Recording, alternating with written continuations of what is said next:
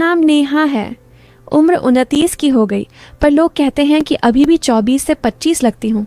काले घने बाल कमर तक, आंखें बड़ी बड़ी, होंठ गुलाबी से, और फिगर, अरे छोड़ो, खुद ही समझ जाओ। जब मैं वाइट कोट पहनकर क्लिनिक में घुसती हूँ तो मरीजों की आंखें मेरे चेहरे से नीचे खिसक जाती हैं। मैं डॉक्टर हूँ, गांव के पास वाले छोटे से टाउन में। मेरी आवाज़ थोड़ी भारी है। बोलते वक्त हल्का सा हंसती हूँ तो लोग कहते हैं, दीदी तुम्हारी हंसी में कुछ और ही मिठास है। बस यही मिठास मेरी कहानी का पहला चम्मच है। चखोगे तो मीठा लगेगा, निगलोगे तो गले में अटकेगा। आज सुबह की बात है। मैं क्लिनिक खोलकर अंदर बैठी थी। बाहर धूप चुभ रही थी, पर अंदर पंखा धीरे धीरे घूम रहा था। तभी दरवाज़ा खुला और वो आया। नाम था अर्जुन। उम्र 32 के करीब, कंधे चौड़े, मुंह पर हल्की दाढ़ी और आंखें ऐसी जो देखते ही लगता है कुछ छुपा रखा है। उसने कहा, डॉक्टर साहिबा, मेरी कमर में अजीब सी चुभन है, रात भर सोया नहीं। मैंने मुस्कुराकर कहा, बैठो अर्जुन, पहले तो कपड़े ऊपर करो, देखूं कहाँ दिक्कत है। मैंने दस्ताने पहने, उसकी कमीज़ ऊपर की। उसकी पीठ पर पसीना चमक रहा था। मैंने उंगलियां फिराईं, धीरे धीरे, नरमी से। वो सांस रोककर बैठा था। मैंने पूछा, यहाँ दबाऊं तो? वो बोला, हाँ दीदी। आह, बिल्कुल वहीं। मैंने हल्के से दबाया। वो कराहा। मैंने कहा, अर्जुन तुम्हारी मांसपेशियां बहुत टाइट हैं, रोज ट्रैक्टर चलाते हो ना? वो हंसा। हाँ दीदी, खेत में दिन भर झुककर काम करता हूँ, पर आज ऐसा लग रहा है जैसे कोई मेरे अंदर से खींच रहा हो। मैंने सोचा, अंदर से खींचना तो मेरा भी काम है, दर्द को बाहर निकालना। फिर मैंने कहा, लेट जाओ बेड पर, मैं थोड़ा तेल लगाकर मालिश कर दूंगी, दर्द तुरंत भागेगा। वो बिना कुछ बोले लेट गया। मैंने तेल की शीशी खोली। गर्म तेल की खुशबू कमरे में फैल गई। मैंने उसकी कमर पर तेल डाला, धीरे धीरे, जैसे कोई रेशमी धागा खींच रही हूँ। मेरी उंगलियां फिसल रही थीं। वो आंखें बंद किए लेटा था। मैंने पूछा, अर्जुन शादी हुई कि नहीं? वो बोला, नहीं दीदी, माँ ढूंढ रही है।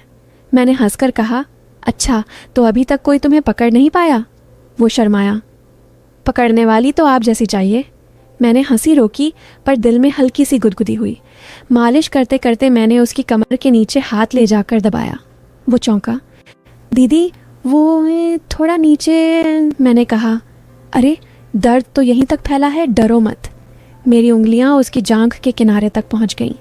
वो सांस तेज चलने लगा। मैंने सोचा, ये तो अभी से पसीना छूटने लगा। मैंने तेल और डाला। अब मेरी हथेली उसकी त्वचा पर फिसल रही थी, गोल गोल, ऊपर नीचे। वो बोला, दीदी आपका हाथ जादू करता है। मैंने कहा, जादू तो अभी बाकी है अर्जुन। फिर मैंने उससे कहा, अब पलटो। वो हिचका। मैंने फिर कहा, पलटो ना, पीठ के साथ पेट भी देखना पड़ेगा। वो धीरे से पलटा। उसकी आंखें मेरी आंखों में थीं। मैंने तेल उसके पेट पर डाला। मेरी उंगलियां नाभि के चारों तरफ घूमने लगीं। वो बोला, दीदी ये तो बहुत गुदगुदा रहा है। मैंने हंसकर कहा, गुदगुदी नहीं, दर्द को भगाना है। मेरे हाथ नीचे सरक रहे थे, बिल्कुल किनारे पर। वो सांस रोककर देख रहा था। मैंने कहा, अर्जुन तुम्हारी नसें बहुत उलझी हुई हैं, इन्हें सुलझाना पड़ेगा। वो बोला, सुलझाओ दीदी, पूरा सुलझा दो। अब कमरे में सिर्फ पंखे की आवाज़ और हमारी सांसें थीं। मैंने उसकी पैंट की बेल्ट पर उंगली रखी, बस छुआ। वो चौंका। मैंने कहा, अरे बेल्ट ढीली करो, नाड़ा दब रहा होगा। वो खुद ही ढीला करने लगा। मैंने तेल और डाला। मेरी उंगलियां अब उसकी जांघों के अंदरूनी हिस्से पर थीं। वो कराह रहा था, धीरे धीरे। मैंने पूछा, अर्जुन अब बताओ दर्द कहाँ है? वो बोला, दीदी अब दर्द कहीं और हो गया है। मैंने हंसकर कहा, कहीं और? दिखाओ ज़रा। वो शर्माया। मैंने कहा, डरो मत, मैं डॉक्टर हूँ, सब देखती हूँ। उसने धीरे से अपनी पैंट थोड़ा नीचे किया। मैंने देखा उसकी अंडरवियर पर तेल का धब्बा। मैंने हंसकर कहा, अरे तेल यहाँ तक पहुँच गया?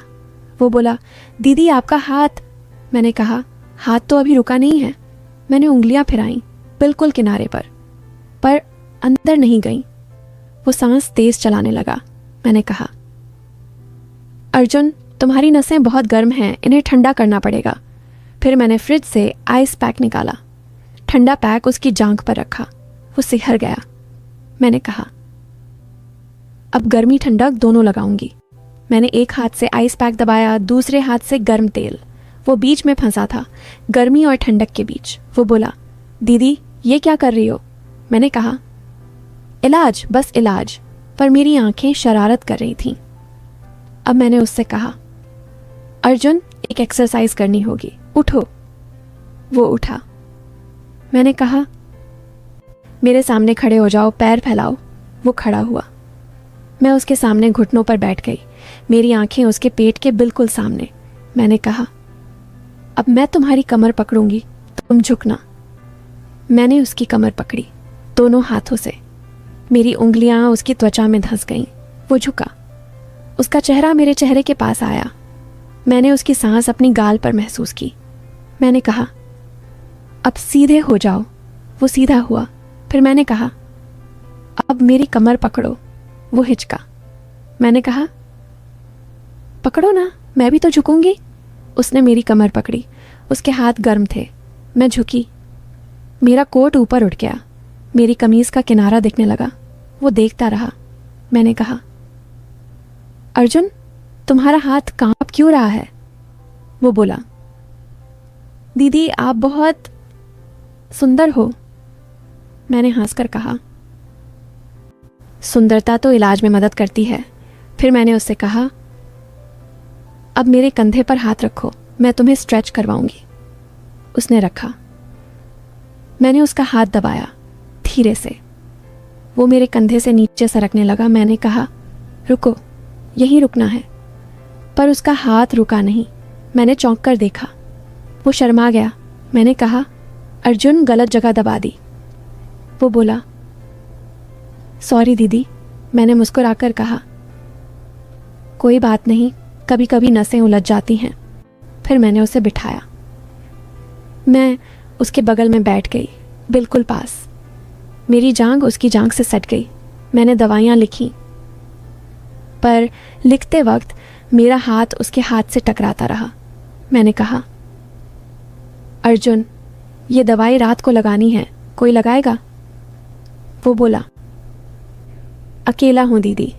मैंने कहा, तो मैं कल घर आ जाऊंगी, खुद लगा दूंगी।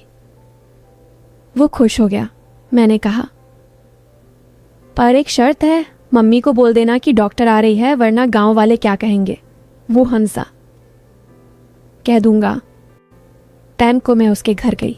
उसकी माँ ने दरवाज़ा खोला। बोली, बेटी तू तो फरिश्ता है। मैं अंदर गई। अर्जुन कमरे में था। माँ चाय बनाने चली गई। मैंने दरवाज़ा बंद किया। अर्जुन बिस्तर पर लेटा था। मैंने कहा, कपड़े उतारो। वो उतारने लगा। मैंने तेल गर्म किया। अब की बार मैंने अपना कोट उतार दिया, सिर्फ टॉप एंड स्कर्ट। मैं उसके ऊपर झुकी। मेरे बाल उसके चेहरे पर गिर रहे थे। मैंने तेल डाला। मेरी उंगलियां फिर से नाचने लगीं। वो बोला, दीदी आज दर्द कम है। मैंने कहा, फिर भी ये पूरा कोर्स करना है। मैंने उसके सीने पर तेल डाला। मेरी उंगलियां उसकी छाती के बालों में उलझ गईं। वो सांस तेज चलाने लगा। मैंने कहा, अर्जुन तुम्हारी धड़कन बहुत तेज है। वो बोला, दीदी तुम पास हो ना? मैंने हंसकर कहा, पास तो और आऊंगी। मैं उसके ऊपर अड़ झुकी। मेरी छाती उसके सीने से छूने ही वाली थी। तभी दरवाज़ा खटका। माँ चाय लेकर आ गई। मैं तुरंत हटी।